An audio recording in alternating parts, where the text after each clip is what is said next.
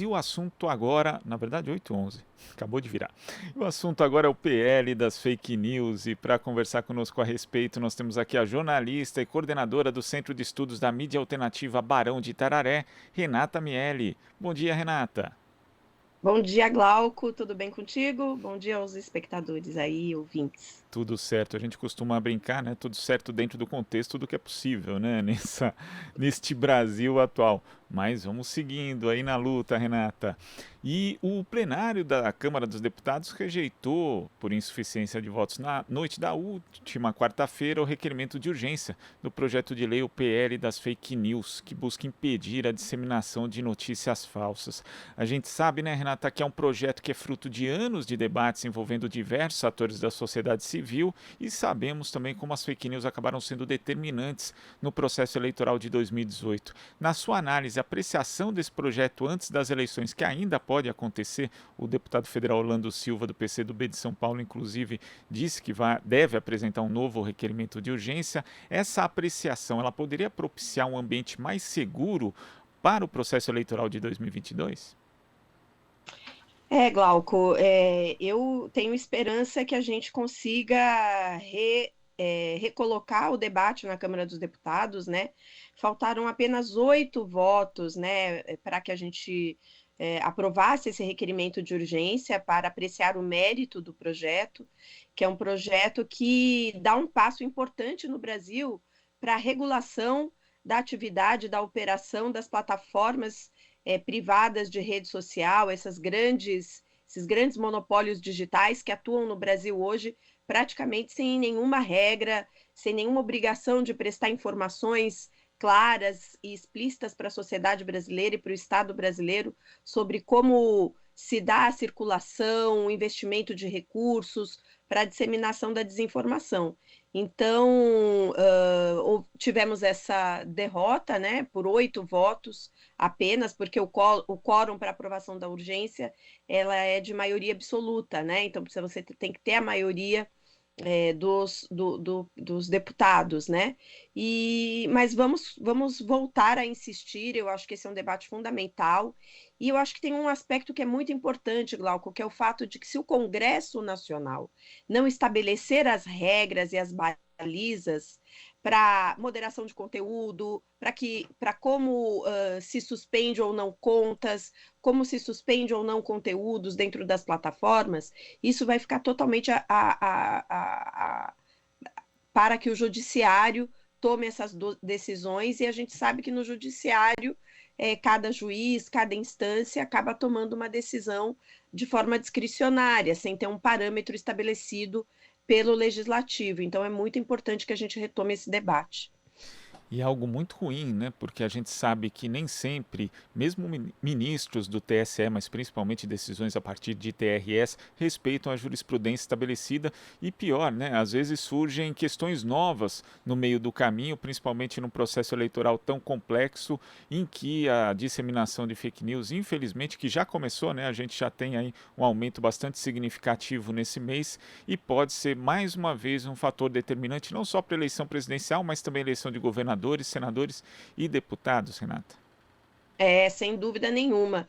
E é importante dizer que principalmente nas últimas 2, 3 semanas, essas plataformas, né, Google, Facebook, elas iniciaram uma campanha que eu tenho chamado de uma campanha de terrorismo midiático para assustar a sociedade, para pressionar os parlamentares contra a aprovação do projeto que impõe regras e obrigações de regulação para a operação delas, né?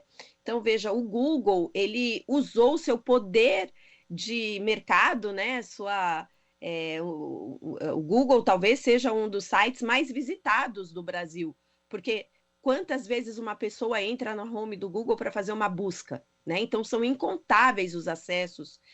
E estava lá na home do Google um link logo abaixo do campo de pesquisa, dizendo que o PL 2630 ia obrigar o Google a financiar notícias falsas, né? O que é uma mentira, ou seja, as grandes plataformas usando mentira para impedir a aprovação de um projeto de lei, de um debate político no território brasileiro, né? Hoje, o Google já é o grande responsável pelo financiamento de páginas, sites, canais de desinformação através dos mecanismos de anúncio que o Google possui, né?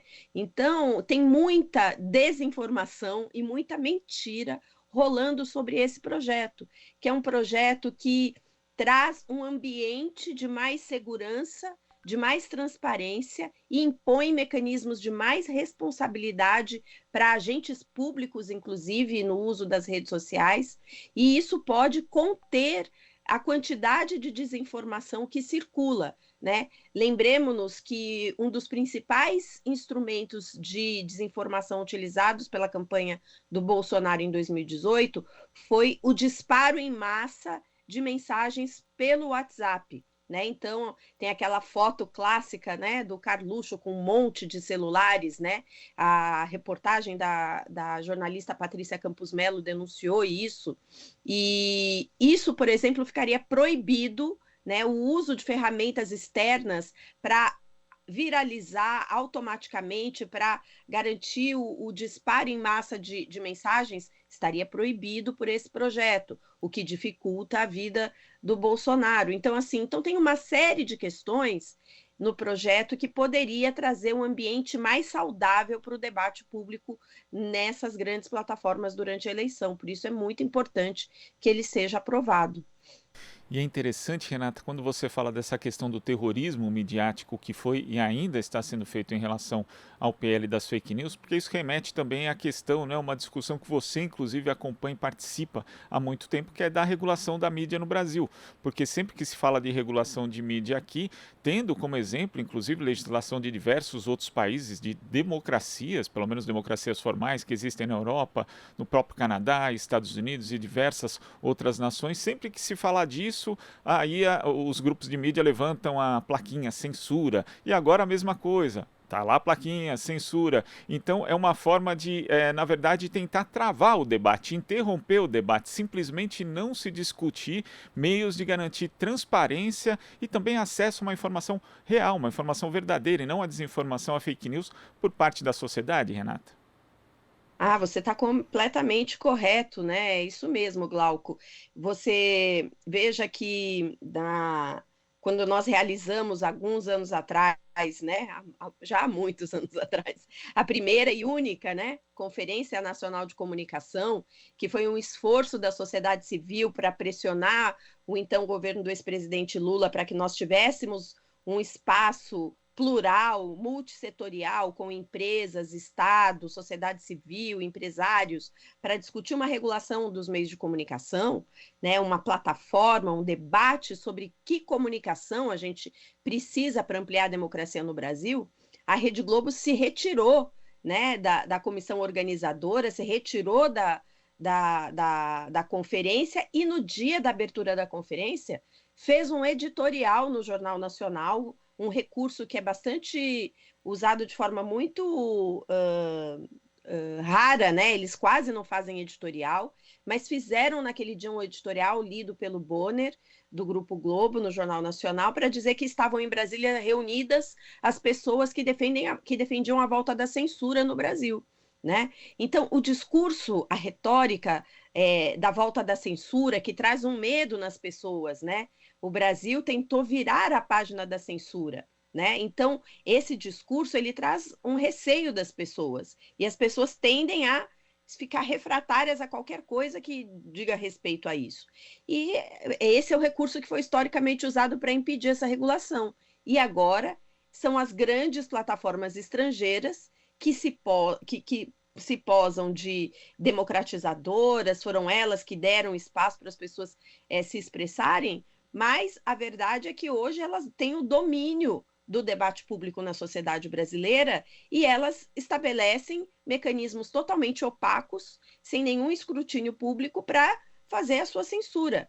Eu vou dar um exemplo, né? Eu participei há 2 semanas atrás de um episódio de um podcast chamado Tecnopolítica, do professor Sérgio Amadeu da Silveira, para falar exatamente sobre esse projeto, e esse podcast foi classificado pelo YouTube como perigoso e depreciativo, ou seja, o algoritmo, não sei qual parâmetro utilizou, para reduzir o alcance e proibir o impulsionamento de um conteúdo, o que na prática é uma censura privada.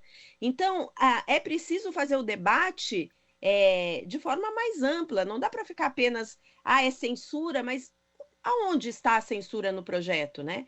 E queria só reforçar, Glauco, uma única questão, que o bolsonarismo hoje usa de forma equivocada a bandeira da liberdade de expressão para defender o direito, se é que há esse direito, eu acho que não há, deles espalharem mentiras e ódio nas redes sociais e nas suas comunicações e na sua forma de se colocar para a sociedade. Ou seja, a liberdade de expressão, ela não é ilimitada, né? Ela não é absoluta, né? Ela termina quando alguma expressão resvala no crime, resvala no ataque ao outro que possa gerar dano a essa pessoa. Então, ninguém pode sair por aí e ser racista ou publicar posts racistas e tá tudo bem. Isso não é liberdade de expressão. Ou pregar a volta da ditadura e pregar o direito de torturar as pessoas, e isso tá tudo bem. Não, não tá tudo bem. Então, a liberdade de expressão não é absoluta. Isso significa que vai haver censura privada ou pública? Não. Isso significa que nós vamos estabelecer, e o projeto estabelece procedimentos para que, no limite, o judiciário decida quando determinada expressão ultrapassou o limite do direito à liberdade de expressão ou não. É assim que a gente vai conviver numa sociedade com uma esfera pública mais saudável, né? E a demora, às vezes, né, porque hoje nós temos mecanismos na lei que podem ser adaptados, né, para tentar buscar a remoção desse tipo de conteúdo, mas eles são insuficientes e às vezes tardam demais, né, justamente por não existir essa especificidade. O YouTube, por exemplo, diversos estudos mostram que ele ganha dinheiro, né, o algoritmo favorece a circulação de conteúdos extremistas, e quando esses conteúdos são retirados do ar, o Google, dono do YouTube, já ganhou dinheiro e a própria pessoa que circulou também ganhou dinheiro. Esse é um dos principais obstáculos, Renata, que você vê, quer dizer, uma eventual restrição maior à circulação de fake news e também de conteúdos que são ofensivos, conteúdos que pregam na prática a cultura do ódio, acaba afetando a receita dessas grandes plataformas? Sem dúvida nenhuma, afeta a receita, porque o que monetiza essas plataformas, né, são a quantidade de cliques e visualizações e curtidas que alcançam escala viral, né? Porque cada vez, quanto maior relevância o conteúdo tem, mais exposto aos leilões online para visualização de publicidade. E é isso que faz com que a plataforma se remunere. E a gente tem já muitos estudos que mostram isso, os tais conteúdos clickbait, que chama, né? Ou seja, você pega e que é basicamente a desinformação. Eu vou lembrar aqui uma notícia muito triste, né, e revoltante, mas a gente tem que lembrar, né, para que isso não aconteça mais e para mostrar como é ardilosa a forma de produção da desinformação. Porque quem produz não são as plataformas, mas elas garantem a distribuição e o alcance.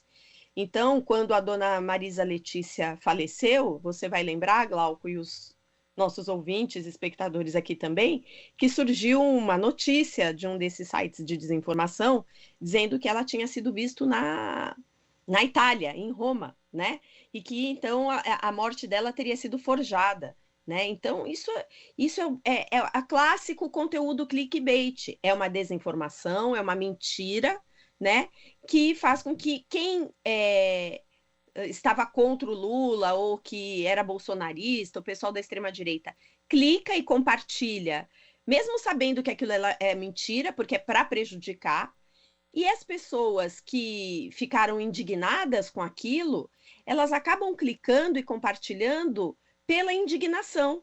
Então, os dois lados acabam contribuindo para dar relevância e isso monetiza a plataforma.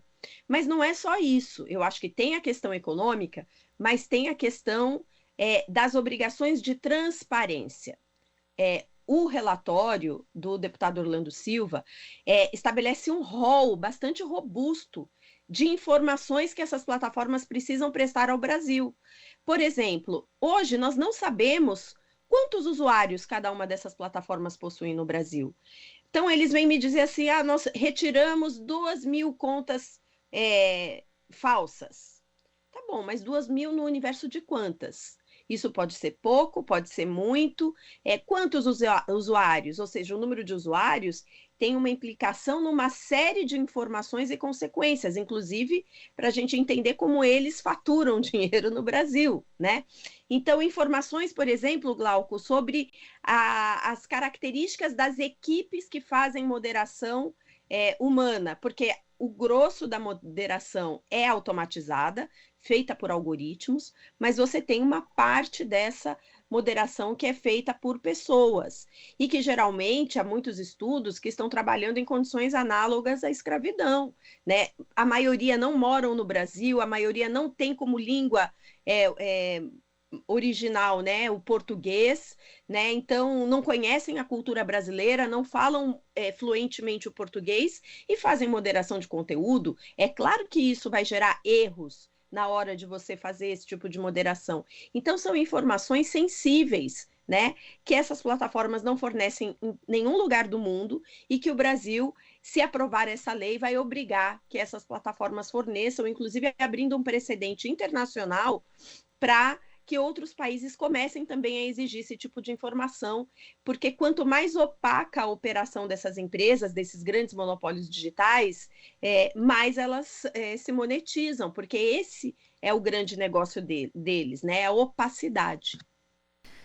Renata, a gente vai continuar acompanhando esse tema, vendo inclusive se o requerimento de urgência vai voltar à pauta da Câmara, e queria te agradecer demais aqui pelas explicações, pela sua análise no Jornal Brasil Atual. Até a próxima, Renata. Eu que agradeço, Glauco, um abraço, até a próxima para vocês. Conversamos aqui com a jornalista e coordenadora do Centro de Estudos da Mídia Alternativa Barão de Itararé, Renata Miele. Você está ouvindo Jornal Brasil Atual. As notícias que os outros não dão.